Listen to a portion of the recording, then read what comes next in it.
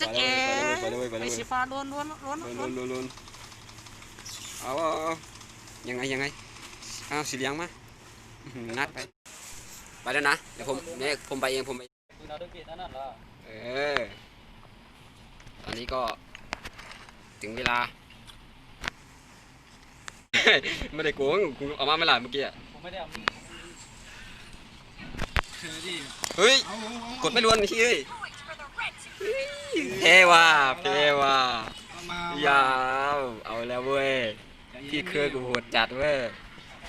ใจสั่นแล้วเนี่ยแพ้แน่ๆเลยว่ะพี่เคยกูอยู่ไหนวะพี่เคยกูอยู่ไหนวะ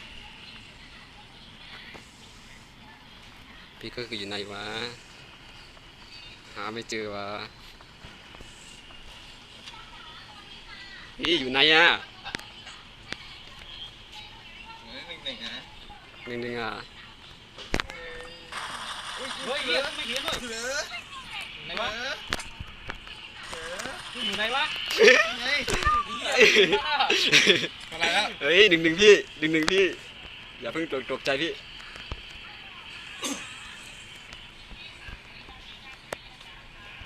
ยังไงวะจี้ไม่สู้แล้วเสมอว่ะพี่โบ๊ทจี้อ่ะฝีมือก็เลยต่างกันเลยว่ะสายเคอร์เหรอเฮ้ยสวยวันนี้ดวลกันเมื่อกี้สวยคืออะไรครับแปดแล้วจอมเมื่อกี้เฮ้ยคือปวดว่ะ12เหมือนกัน12ว่ะอ๋ออยู่บนโดนนั่นเนี่ย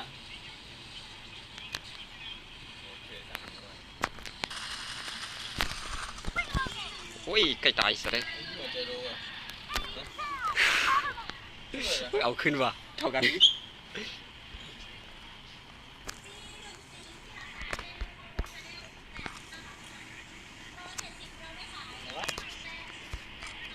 อันนี้อยากใช้ระเบิดอีกแล้วรุดเต็มบอกว่าอยากใช้ระเบิดปืนเว้ยไม่มีระเบิดเอ้ยไม่เอามาเหรอไม่ได้โกงก็เขาให้เอามาอยู่ไม่เอามาล่ะไม่ได้โกงนี่สัญญาปานผมจริงจนโดน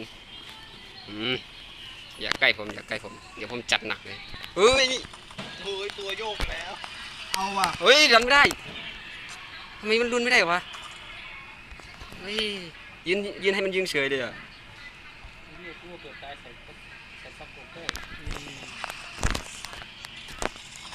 โอ้โหเก่งเหมือนกันว่ะไอ้นี่ใส่กอดซาด้วยอยู่ไหนวะงัดหนึ่งอยู่ไหนไว้โอ้ไอ้นี่จัดว่ากูจะแพ้ไม่ได้จ้ะเว้ยศักดิ์ศรีเว้ยจะแพ้ไม่ได้เว้ยถ้ากูแพ้ได้เสียชื่อเลยเนี่ยแพ้เนี่ยซื้อมา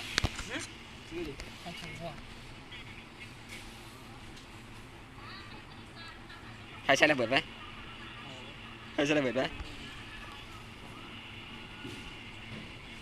กูว่าน่าจะมาพงนู่นเด็ด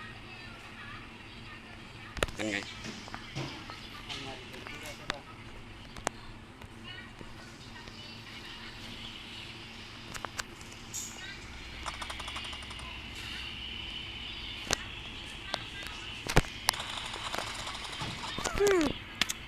สัตว์เอ้ยทำไมคือมันหัวจังวะ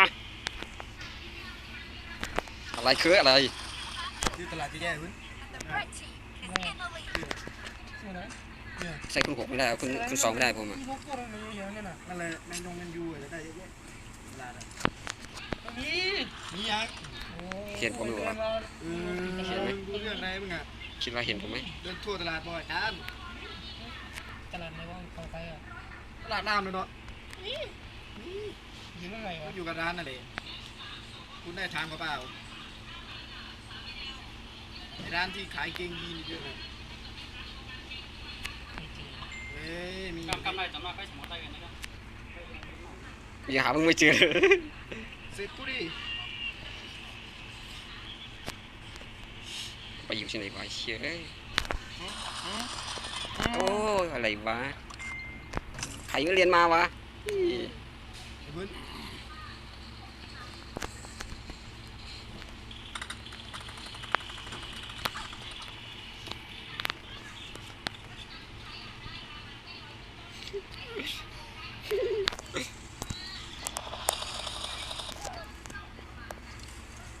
ปวดจัดอะไรนี่วะแต่คือเวลาเหลือน้อยจังวะ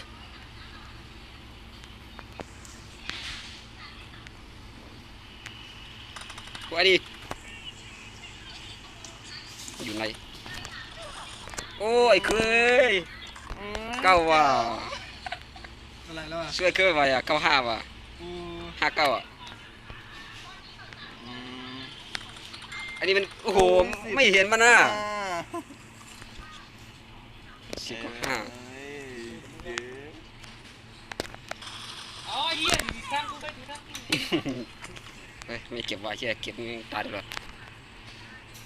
ต้องวางแผนว่ะเวลาใกล้หมดแล้ว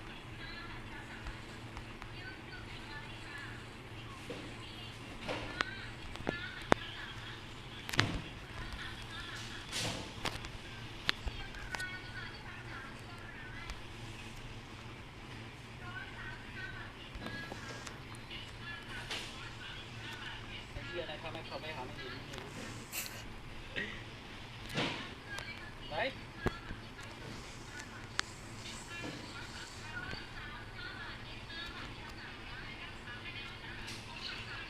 ไม่ยังเซฟอีกไอ้เหี้ย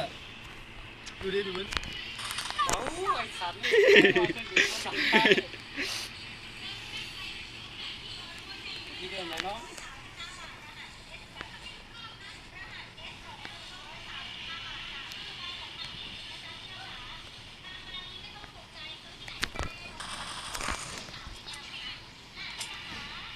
ไม่ล้ำด้วยวะ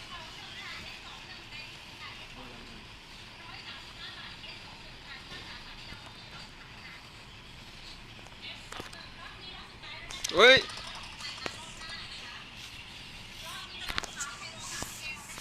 จอมเจ็ด เอาเลยเอาเลยเอาเลย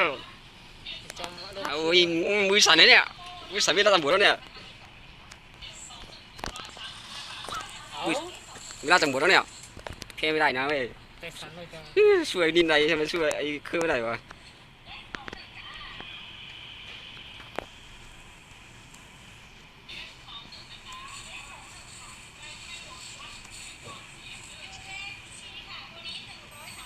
เวลาตำรวจไม่ได้แล้วต้องเอาให้ได้แล้ว